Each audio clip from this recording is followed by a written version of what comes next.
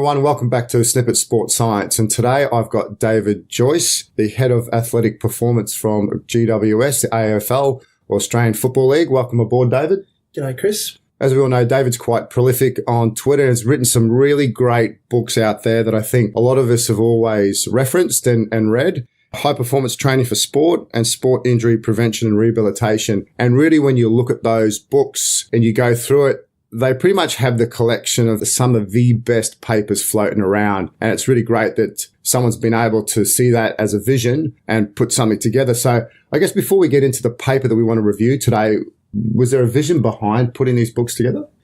Yeah, look, there was. I think basically what happened was the fact that we just felt there's a real gap in the market between, for the sports injury prevention and rehabilitation one, we know that there's a lot of training books out there and there's a lot of rehab books out there, but the rehab doesn't really address the high performance aspect of it, and the training books don't really address pathology or injuries. I think there was a bit of a gap in the market there where we actually looked at a performance rehab model. And then high performance training for sport was essentially we wanted to get the best people, or a collection of some of the best people in the world, to write a masterclass on their particular area. So rather than have one person write about power, landing, rehab, movement efficiency, conditioning, because you can't possibly have one person that's an expert in all of it, you go, well, who are some of the best people in those particular areas? And then you put that together. And we didn't want it to be a lit review as such. It would be like if you wanted to improve your jumping and landing, well, you might look to Jeremy Shepherd. And if he came into your organisation, what would he do? What would be his thoughts? So we wanted to get a conference, if you like, in a book. You know, from my end, when I read it, it's got the who's who literally in there. It's taken off, hasn't it? Yeah, well, we're wrapped with it, and we'll probably look at a second edition in 2019, which will be great. But it seems to have struck a chord, and it's credit to the contributors really that you're right. We had the who's who, and they write in a really engaging way, and hopefully it's of service, because ultimately that's what it's supposed to be. And I learnt loads by doing it, and it was basically a collection of my own research and Dan Lewin, my co-editor's research, that we thought, well, it seems a shame to keep it to ourselves. Let's distribute it. And that's what's happened, yeah. So as I'm sure most professionals out there, thank you for putting these books together. It's been great. Yeah, thanks, Chris. So anyway, on to the paper, as obviously the format is, we traditionally go through a paper that someone else has written, so really honoured to have you on board here. And the paper that we're going to review today is Evaluating Strategic Periodisation in Team Sport. The first time I saw you present this was at a play conference in Sydney, and working in some different football codes, I thought it was fantastic that someone was able to try and put a periodisation model around potentially a chaotic structure that is pro footy or any sort of professional sport. So just as a start, what was the idea behind putting this? Because I know there's a paper before this as well, so I think this is a continuation of... Yeah, so we wrote one a couple of years prior to that, which was based on when I was working in professional rugby union. And this is just an evolution of that, and we used Australian rules football as the model, but essentially you can use it for any sport. I think we even talk about it in the paper that you could potentially use similar concepts if you're a tennis player trying to determine which tournaments around the world you wanted to target and how you would periodise your training for that to maximise ranking points and things like that. Yeah, so I think we came about the idea is it's based on what a lot of us do anyway. It's based on anecdotal evidence of what happens in football clubs and soccer clubs and all sorts of sports, about trying to adjust your training according to the prospective demands of a game. And it was an evolution of a model that was proposed by Kelly and Coots some years prior, and we just wanted to put some data behind it really and go, right, well, how do we get an insight into how difficult we think a game is going to be, and therefore how do we adjust our training accordingly, and what were the key variables that go into that to determine, how difficult we think something is going to be. Because this has immense importance, because I know in a week-to-week competition format, especially in AFL, it's quite a long season. Each session has to be spot on because you don't have many sessions to choose from. You can't just train twice a week. So I guess that has huge importance there. with respect to your group that you'd worked with here, what was the methodology behind it? Yeah, so the brains behind the project is Dr. Sam Robertson, who's a really good mate of mine, based out at Victoria University and works with Western Bulldogs Football Club, so one of the teams in the same competition that we're in. And he and I have just had, multiple conversations over a very long period of time about this particular concept. And I think it's just sort of evolved in our conversations that, these are the issues that I have. These are the ways I try and get over it when planning training for my team. And, we talked a bit about the Kelly and Coots paper. And so over a period of a couple of years, we started to evolve a methodology, and here's the maths brain behind it all. And I'm really fortunate that A, he's one of my best mates, but B, he's incredibly strong in the mathematics and statistics field, but understands deeply sport, because he was a biomechanist and a strength coach and all those sorts of things. So, we just collected a load of data and ran it through the computer and sort of worked out what the variables of interest were, and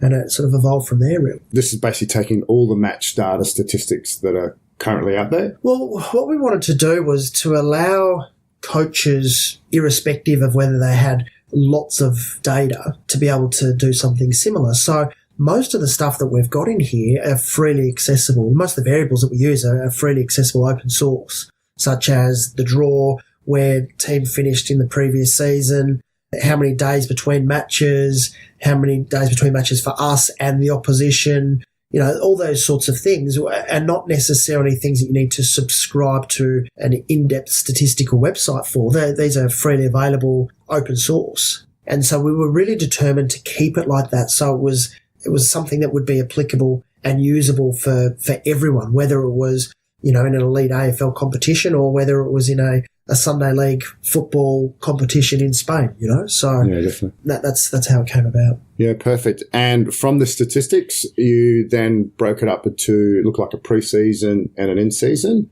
Was that correct? Yeah, well, almost. So in our first paper, we had basically one block. We tried to determine the difficulty of the matches for the entire season at the start of the season.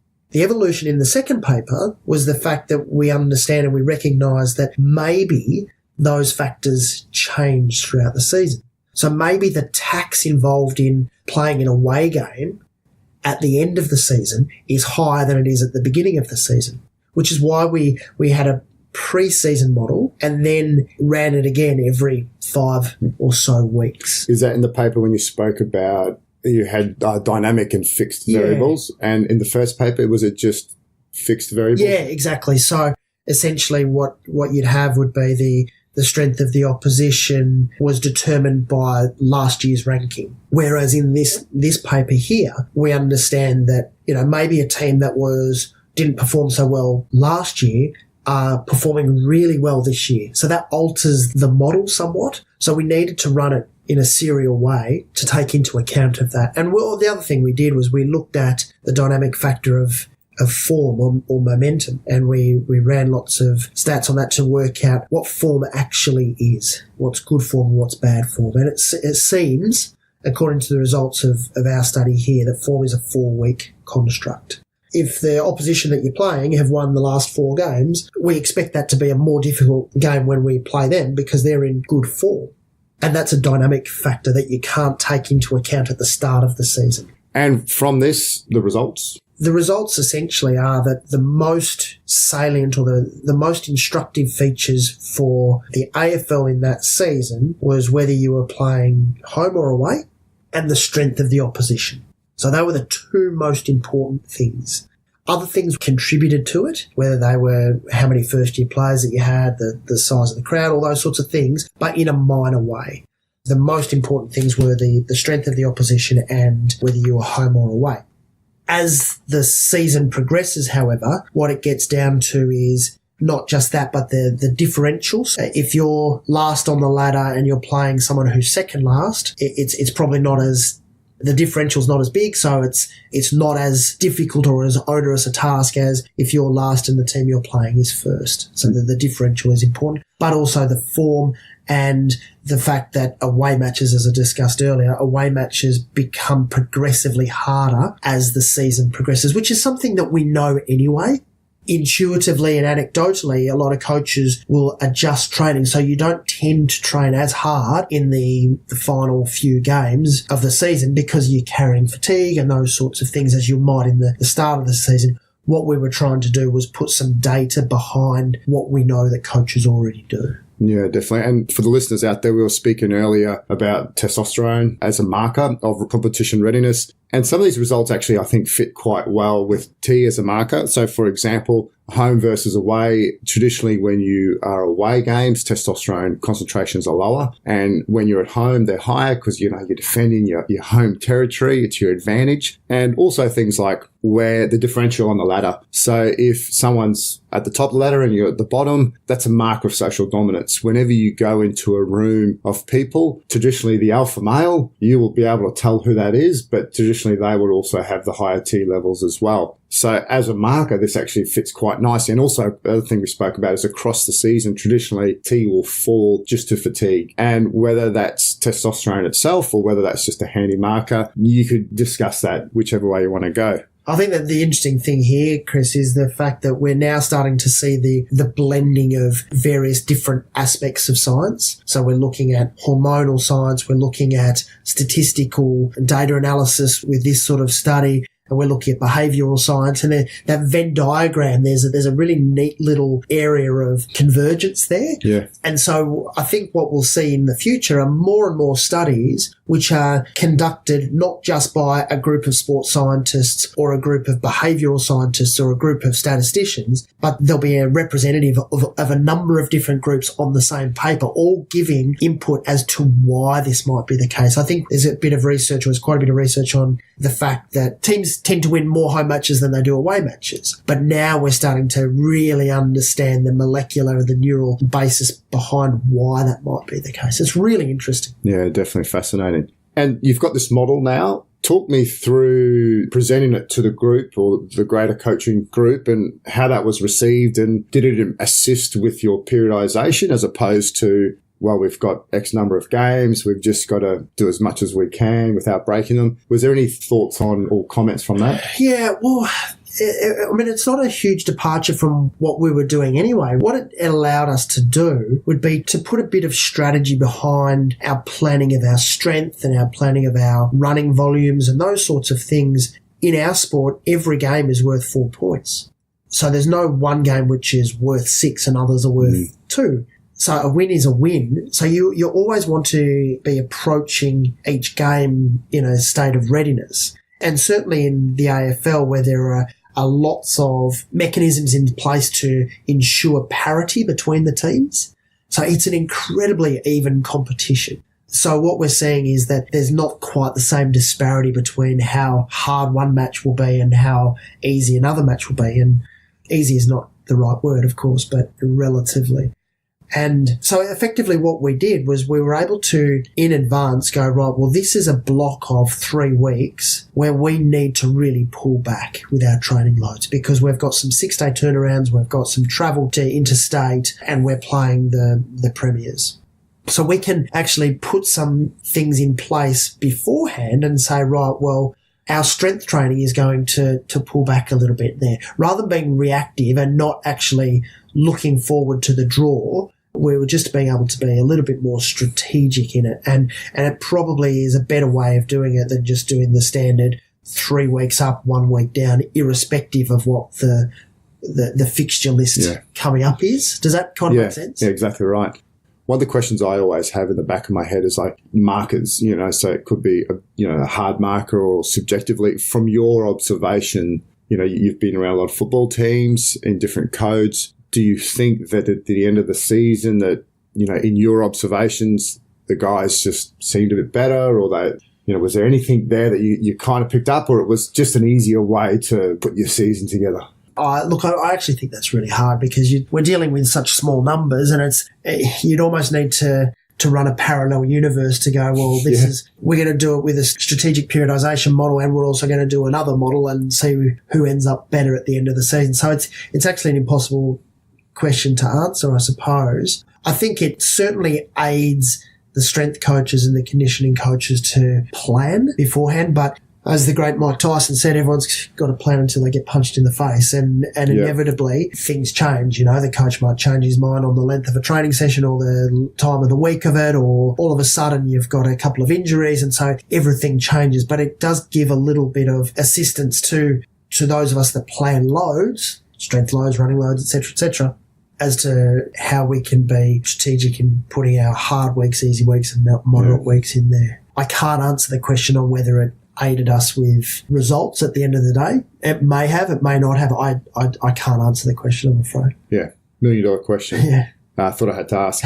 And in hindsight, or not in hindsight, but has the model evolved at all from the current point, or is it you're pretty happy with it is and you just continually work with it? Yeah, well, like it always evolves. I think that the interesting things to look at will be with the equalisation measures in the AFL. So there's an uneven draw, there's a draft, there's a salary cap, all those sorts of things. How much this changes over a couple of seasons. We see that I would expect that, as I said earlier, that a lot of these difficulty games become pretty similar across the league. That's something that we don't know. Will be very interesting to run that for every club and to see whether the league's equalisation measures are helpful in the draw like that. And in terms of planning for a coach, look, I think it's also really, we talk about it a little bit in here, is I think looking at the end of the day at ladder position is ultimately everyone wants to finish on top, but it is also a fairly blunt way of measuring performance. I think what will be a nice way of looking at things in the future will be performance against expectations. So are you expected, on the basis of your draw, would you be expected to win 10 games but you won 13 games? And therefore you outperformed expectations. So therefore it was a good season. Whereas if you won 10 games, you might finish 8th. And so everyone looks at that as being a poor season or something. I'm not sure. I think it's just really interesting to look at. For me, this is fascinating, just to be smarter with what we do. And as I said, I remember listening to your presentation and obviously once we started the podcast, very keen to get you on board. So thanks for going through the paper. No, it was brilliant. Thanks very much, Chris. And obviously you're coming into the pre-season starting for the AFL football season. Anything else that you're currently working on? Well, footy's an all-consuming job. I'm working on raising a daughter, which is new for my wife and I, which Congratulations. Is good fun. Yeah, thank you, which is great fun. But yeah, we'll redo high-performance training for sport this year or in the next 12 months, which is exciting, and little projects around the show, but that's the next 12 months primarily for me. And you do a fair few presentations as well. You got one coming up in New Zealand? Yeah, I've got the Sprints Conference in Auckland next week, which I'm really looking forward to. The best thing about those, or any sort of conference really, is the fact that it gives you the opportunity to meet some great people from around the world and continue learning. I don't get to do that much because our season is so long, and so the sort of October-November window is good for that. But yeah, it's always great to be able to get out. See you at the ASCA conference this week and things like definitely. That. Obviously, you have a really good presence on social media. Twitter is that your major? Yeah, I probably don't do as much as some, but yeah, Twitter's, everyone tells me I need to get on to various other platforms, but that's the one that I tend to look at the most, and it's at David G. Joyce. So happy to correspond with anyone if they've got any questions about the paper, and encourage people to look up Dr. Sam Robertson as well. Beautiful. Well, I'll put that up on the website. Good luck for the season again. Great. Thanks, Chris. And also thanks to eliteform.com for being our sponsor for the podcast. Really appreciate them coming on board as well. And thanks for listening. Visit us at Snippit Science and also at snippetscience.com on our website. We're on a few different platforms on iTunes. Please give us a rating. And also you can listen to us on our website as well there, just through one of our players. See you next week.